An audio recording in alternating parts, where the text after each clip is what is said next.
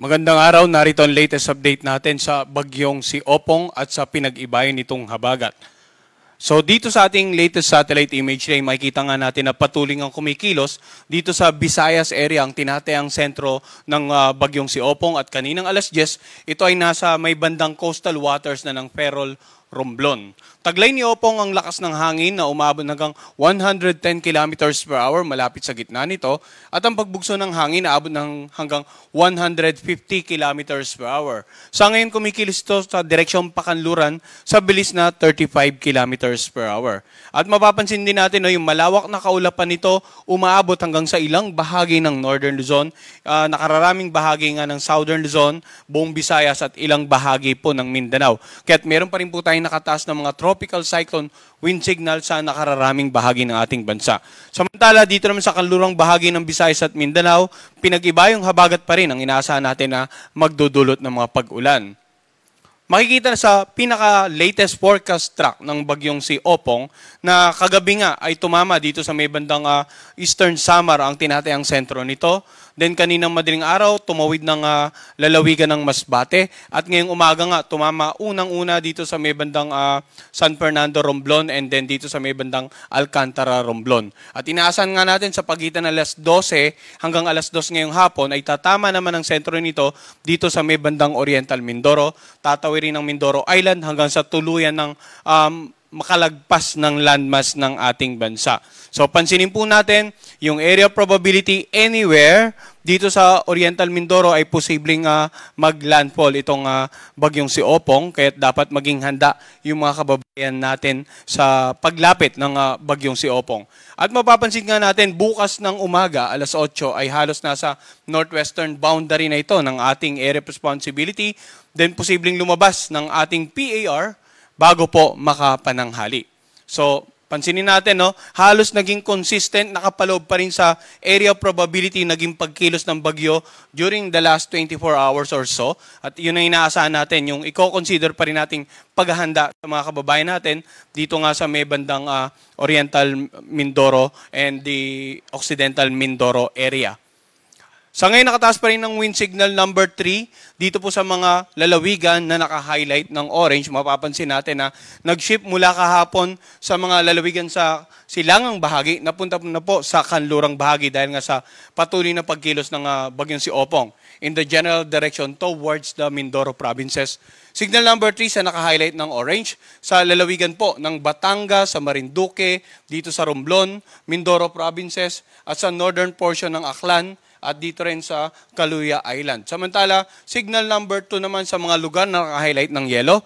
Makikita po natin itong southern portion ng Zambales, itong Bataan, southern portion ng Pampanga, southern portion ng Bulacan, sa Metro Manila, wind signal number 2 rin po, and then dito sa Rizal, Cavite, Laguna, and then southern portion ng Quezon, and then dito sa southern portion ng Camarines Sur, sa Albay, sa Sorsogon, sa Masbate, Calamian Island, Cuyo Island.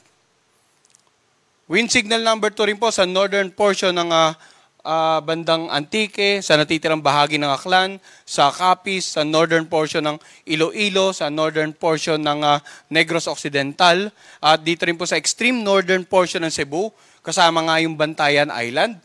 Dito sa extreme western portion ng Northern Samar, yung mga malilit na isla po doon, extreme western portion ng Samar. So yung mga lalawigan po or yung mga munisipalidad na nakapaloob dito sa mga bahagi na may mga wind signals ay nakapaloob po sa ating Tropical Cyclone Bulletin, which is also available for download sa ating official website, no? And then wind signal number 1 naman sa mga lugar na naka-highlight po ng light blue. Dito nga sa Pangasinan, natitirang bahagi ng Zambales, sa Tarlac, Nueva Ecija, sa natitirang bahagi ng Pampanga at ng Bulacan, sa lalawigan ng dito sa natitirang bahagi ng Quezon, kasama ang Pulilo Island, and then dito po sa Camarines Norte, natitirang bahagi ng Camarines Sur, sa Catanduanes, northern part ng Palawan. Wind signal number 1 din po sa natitirang bahagi naman ng Antique, ng Iloilo, ng Guimaras, ganun din sa northern portion ng Negros Oriental, northern central portion ng Cebu, northern portion of Bohol, dito po, natitirang bahagi ng Northern Samar, natitirang bahagi ng Samar, yung buong Eastern Samar, Biliran, Leyte, Southern Leyte. And then kung babalikan po natin, no, yung mga nabanggit nating lugar na may wind signals number 3 and 2 makakaranas po ng masungit na panahon.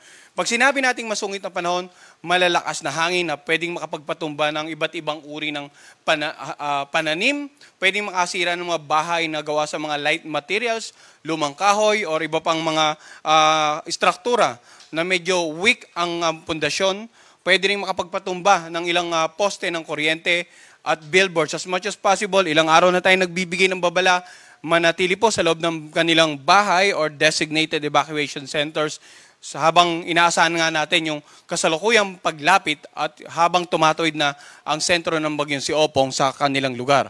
Ang mga pag-ulan naman, mamaya hihimayin po natin sa ating rainfall forecast. So wag po silang malilito. Itong mga pinakita nating lugar na may wind signals, may color-coded, ang tropical cyclone wind signals ay babala po para sa malalakas na hangin na posibleng maranasan sa inyong lugar at kung anong magiging epekto nito. Samantala sa mga lugar na may wind signal number 1, asahan po ang katamtaman hanggang sa malakas na hangin, katamtaman hanggang sa maalong karagatan. So ngayon naman po, yung nilalaman ng weather advisory, ang babala patungkol sa pag-ulan na dala ng iba't ibang weather system na binabantayan natin, bagyong si Opong at ng Habagat. So dito, makikita po natin, no, na yung from the eastern side kahapon, yung concentration ng maraming paulan, yung more than 200 millimeters, ay napunta na po dito sa western section ng Southern Luzon area dahil nga po sa inaasa nating patuloy na pagkilos ng halos pakanlurang direksyon nitong bagyong si Opong. More than 200 millimeters of rain sa lalawigan ng sa Mindoro provinces, ganon din dito sa Romblon at kasama nga Ilubang Island. Samantala, areas na naka-highlight ng orange, around 100 to 200 millimeters of rain dito sa Laguna, sa buong Quezon, Marinduque, Batangas, Cavite, and dito nga sa may bandang Quezon kasama itong Pulilo Island, Masbate, Aklan, Capiz at Antique. Samantala, mga 50 to 100 millimeters of rain sa mga areas na naka-highlight ng yelo. Yung mga pag-ulan naman na dala ng bagyong si Opong at ng pinag-ibayong Habagat ay pwede pong magdulot ng mga pagbaha, lalong-lalo na sa mga mababang lugar, low-lying areas, mga pagbaha malapit sa tabing ilog sapagkat either dahil sa continuous sa pag-ulan, tumaas ang level ng inyong ilog, umapaw at magdulot nga ng pagbaha sa mga komunidad sa gilid nito, or yung mga pag-ulan naman sa ilang karatig lalawigan, yung mga tubig sa kanilang ilog ay umapaw at yung pag-agos ay patungo sa mga ilog naman sa inyong lugar. Dapat maging aware po tayo dito. Dapat aware din po ang ating mga local government officials at saka local disaster risk reduction managers sa mga lugar na potentially madaling bahain kapag may ganitong karaming ulan. Samantala, yung pag-ulan ay inaasahan din posibleng magdulot ng mga pagguho ng lupa sa mga lugar na malapit po sa paanan ng bundok. Lalong-lalo na kung naobserbahan nyo na po na ilang araw nang umuulan sa mga lugar na yon, maaaring malambot na yung mga bahaging kalupaan at kung anumang additional na pag-ulan ngayong araw ay pwedeng magdulot nga ng biglaang pagguho ng lupa. Tingnan naman natin kung ano epekto sa pag-alon ng mga karagatan sa mga lugar na may wind signals or sa nakararaming bahagi ng Southern Luzon at ng Visayas, may nakataas po tayong gale warning. Ang mga karagatan dito, ang mga pag-alon posibleng umabot na hanggang 6 meters ang taas, hanggat maaari iwasan na pong pumalaot ang anumang uri ng sakyang pandagat dyan habang nananalasa pa ang bagyong si Opong. In terms of daluyong or storm surges sa mga coastal areas, yung mga matataas na alon na maaaring humampas sa mga dalampasigan, posibleng umabot ng mula 2.1 hanggang 3 meters ang mga pag-alon sa mga coastal areas na naka-highlight po ng yelo. Nakararaming bahagi ng Bicol Region, Masbate, Romblon, Marinduque, Mindoro Provinces, northern part ng Palawan, ilang bahagi ng Quezon, ng Batangas. Samantala, ang taas naman na mula 1 to 2 meters sa Catanduanes, sa ilang lalawigan sa Central Luzon at ilang bahagi po ng Western Visayas area at maging yung northern part ng Negros region. So dapat maging alerto din po yung mga kababayan natin. Hopefully by this time, nasa mga designated na po silang evacuation centers, no? Lalo na yung mga kababayan natin na naninirahan sa mga coastal areas. Or nakalikas na po sila sa mas mataas na lugar. And na-secure na, naitali na yung mga bangka para hindi po masira, tangay ng malalakas na alon or paghampas ng alon sa mga coastal areas. Yung pinag-ibayang habagat naman, hindi lamang po ang bagyo ang magdudulot ng mga paminsan-minsang pagbugso ng hangin. Yung pinag-ibayang habagat, pwede rin magdulot ng paminsan-minsang pagbugso ng hangin sa mga lugar na walang wind signal. Oh. Like for example, ngayong araw sa Ilocos Region, Cordillera Administrative Region, sa Cagayan Valley, sa Palawan, sa buong Visayas, Zamboanga del Norte, Misamis Occidental, Oriental, Camiguin, Caraga at Davao Region.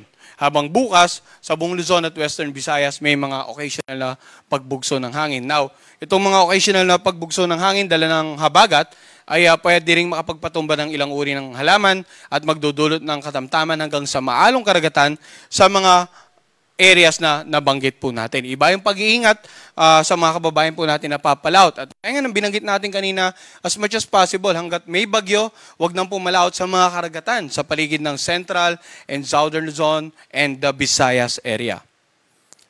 Ngayon, balikan natin yung ating latest satellite imagery. No? So, kanina itinuro natin, meron tayong bagyong si Opong, meron tayong pinag-ibayong habagat.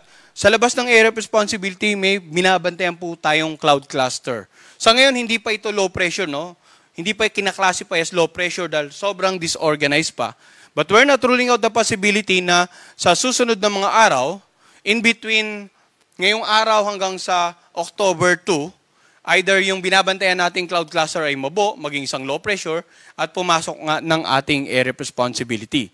Samantala, sa ikalawang linggo ng ating forecast period, sa mula October 3 hanggang October 9, we're not ruling out the possibility na itong low pressure na pumasok ng PAR during the first week of forecast ay kumilos papalapit ng ating bansa at makaapekto nga sa nakararaming bahagi ng Luzon.